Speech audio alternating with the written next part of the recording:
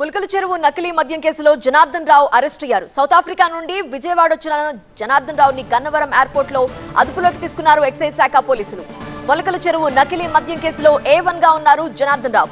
Lawyer Ravindra Reddy సమక్షంలో ఆయన్ని arrest చేశారు. అయితే నకిలీ మద్యం కేసులో తనకి ఎటువంటి సంబంధం లేదని, తనని కావాలని ఈ కేసులో ఇరికించారని ఆరోపిస్తున్నారు జనార్దన్ రావు.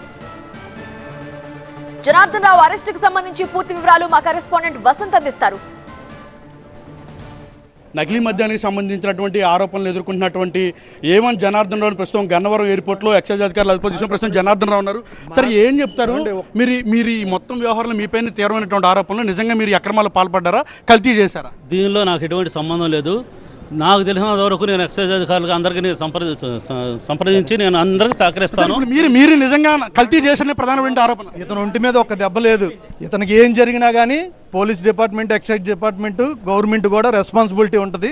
మీడియా సమక్షంలో ఈ రోజున అలిగేషన్స్ వస్తున్న ఇతన్ని మేము సరెండర్ చేస్తున్నాం. ఈ ప్రశ్న దీనిలో నాకు ఎటువంటి సంబంధం లేదు. నన్ను కావాలని ఎవరు ఇరికిస్తారు మిమ్మల్ని? జనార్దన్ రావు గారు, జనార్దన్ రావు గారు ఎవరు ఇరికిస్తారు?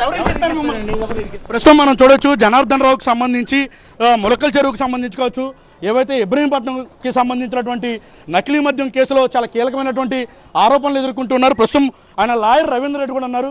సరే అండి, ఆయన పైన చాలా కీలకమైనటువంటి ఆరోపణలు ఉన్నాయి. ఆయన సౌత్ ఆఫ్రికాకి పారిపోయారని ప్రస్తుతం ఆయన ఎయిర్పోర్ట్లో అదుపులో చూసినారు. ఏం చెప్తారు సార్? వారం 10 రోజుల క్రితం మీరు అందరు కూడా చూశారు, ఈ రాష్ట్ర ప్రభుత్వం దేశం మొత్తం చూసింది. ఆయన విదేశాల్లో ఉండి ఆయన ఒక వీడియో కూడా రిలీజ్ చేయడం జరిగింది. నాకు అనారోగ్యంగా ఉంది, నేను చూపించుకోవడానికి వచ్చానని చెప్పారు.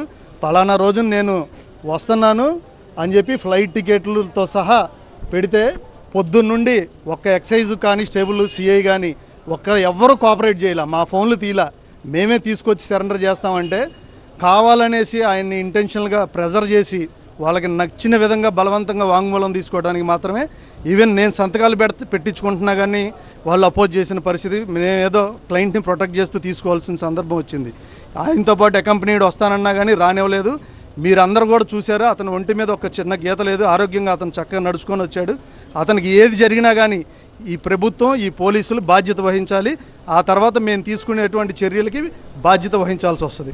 సో మొత్తానికి ఈ కేసులో కీలకంగా ఉన్నటువంటి A1 జనార్దన్ రావును అదుపులో తీసుకోవడంతో ఈ కేసు వాళ్ళ కొలిక్కి ఒత్తిడిగానే మనం భావించాల్సి ఉంటుంది. కెమెరా పర్సన్ నరసింహతో వసంత్, TV9 గన్నవరం ఎయిర్పోర్ట్ నుంచి.